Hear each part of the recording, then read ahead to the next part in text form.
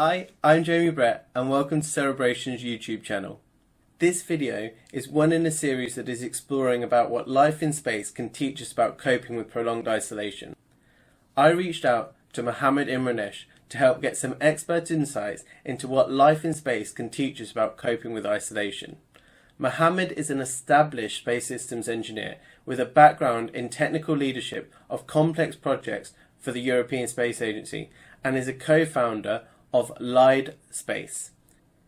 He has also undergone isolation experiments with the Mars Desert Research Station, where he worked in isolation with a small crew, one of whom was Camille Gontier. Camille has both a master's degree in space engineering and neuroscience and currently works as a development engineer at the Altitude and Orbit Control Department of Airbus Defence and Space. In this video, we will be exploring how the environment impacts people who are isolated and their mindsets. So for us during the mission, we didn't have access, to the social media that we usually had.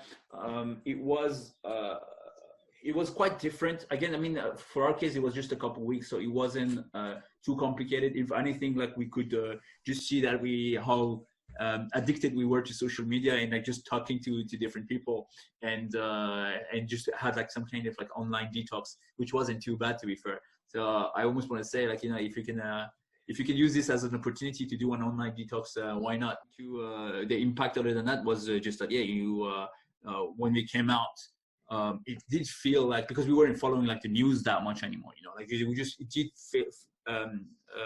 feel like it was like you were, going to a new country and you're just trying to relearn about what happened. It's like, it depends how you set the momentum. Like if you isolation for me, it's basically, it's like when you're working from home. Like if there is nobody looking at your screen, are you still going to work or not? So the motivation to perform your task, it has to come from yourself. And because you don't have to, nobody's checking your screen, nobody's coming to you, they're sending you, you're invited to calls, maybe sending emails. So it depends just how you're dealing with yourself. And I think it depends how you wake up. I think it's really like those first hours. Like if you wake up and the first thing you do is go on Netflix and Facebook, then that's what your day is going to be like. But if you try to put yourself to do as much of the actions and tasks that you were doing as your normal routine, then you would be in a more maybe efficient state. So if you still wake up at the same time that you would usually have your same early routine, shower, breakfast and everything, and then you are working in front of your computer and really have this momentum going on, and then I think you need to have the way that we had briefings, for example, like every day with the crew commander, just checking if you've done the task that you wanted to do that day and what we're going to do tomorrow or how we're going to change the plan. So for me, that's what you would do to stay motivated. You need to have a plan, and then already in the morning try to stay in the productive and efficient routine that you usually had. Yeah, I guess a lot of people are right now starting to work from home, and this is also my case. And it's indeed quite difficult to keep up with the motivation and with the efficiency once you are out of your classical working environment. But I just received an email from my lab director who told us that it's perfectly okay not to be 100% efficient while working from home from day one. People have to accept that, to keep in mind that they are not going to be as efficient at the start when they start working from home. So it's perfectly okay with that. Something which is really important for astronauts and which was really important for us during the Mars analog simulation is to have a tight schedule. So astronauts and people in isolation during Mars analog simulation are absolutely not left by themselves with like whatever they want to do. They have a tight schedule, so they have to wake up at a given time. They have a list of tasks to accomplish in the station for the day. They have some slots to have a break, to have lunch, and they also have some free time they have to enjoy at the end of the day and during the weekends. So sometimes these schedules of tasks can be extremely tight. So at the beginning of the interview, Mohammed mentioned the fact that in some past missions, it was too packed, too dense for some astronauts which really prevented them from being efficient. And a very, very famous episode is the so-called Skylab mutiny, which took place during the Skylab 4 mission in 1973, I guess. So it was one of the last missions of American astronauts on board the Skylab space station. And at some point, the crew just rioted and decided to switch off all communication with mission control, because they were just so fed up with the schedule. You can just Google Skylab mutiny and you will find it.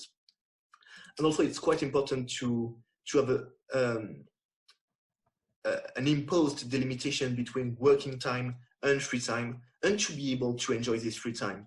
And as Mohammad mentioned, a lot of astronauts are doing some very, very nice stuff on their free time, sharing pictures on Instagram. One who is especially famous is the Canadian astronaut Chris Hadfield, who was really famous for sharing videos for kids, for singing on board the International Space Station. You can find on YouTube his cover of David Bowie's song. Scarcity mindset that you brought up earlier is probably a big part of it. I don't think that, people who are right now, as soon as there is something like this, like changing their habits, the first thing they do is to go into supermarket and try to hoard toilet paper. That's probably not the right mindset to have when you're going to be in isolation. You're going to have limited resources, but you have to be thinking about how I'm going to be working with people with me to be able to face any issue that might come up. There's a lot of uncertainty, so it's people who can deal with uncertainty, and they're not going to be directly into self-defense mode and super defensive and protecting what they own. That's not what the mindset that you want. I would say that they're looking for people with very strong mental stability, with cold blood, who are able to cope with stressful situations and not to panic in front of difficult situations. And well, that's a lot of common sense, actually. And also, when you are spending some time in isolation, the main difficulty is not to be alone, but to be separated from your loved ones. A book which is very famous and which is getting even more famous right now during the lockdown is The Plague by Albert Camus, which depicts the life of an Algerian city which is under an epidemic of plague and which is being quarantined from the rest of the world. And you can see that a lot of characters in the book have difficulties to cope, not with their own situation, but with the fact that they are being separated from their loved ones, which drives some people to try to escape, for instance.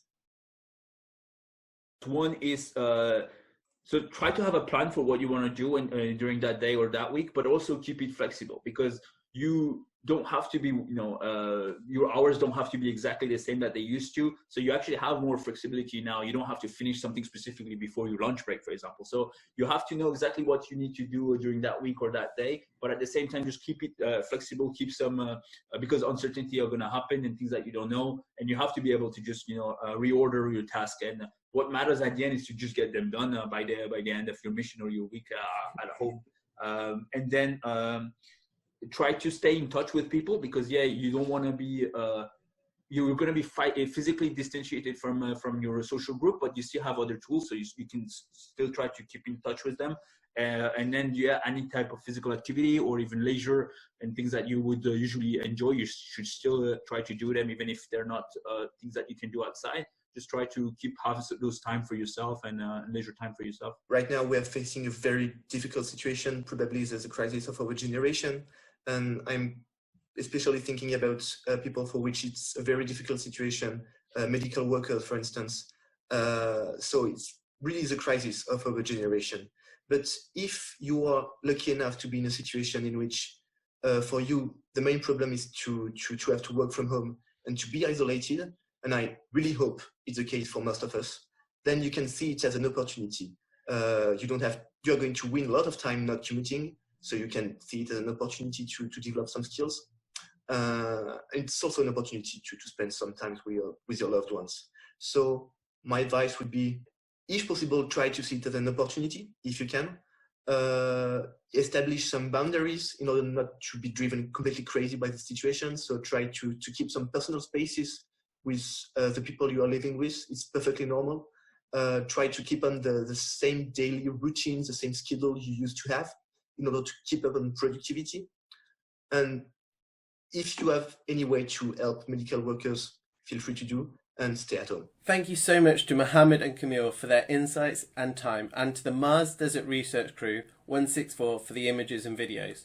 This video is one in a series that is exploring about what life in space can teach us about coping with prolonged isolation. In this series, we'll be looking at what isolation experiments are and what we can learn from the research. How does isolation impact mental health? How the environment impacts people who are isolating and their mindsets. What is the impact of social distancing and loneliness on people who are isolated? Thank you so much for watching, and don't forget to like and subscribe if you've enjoyed this video.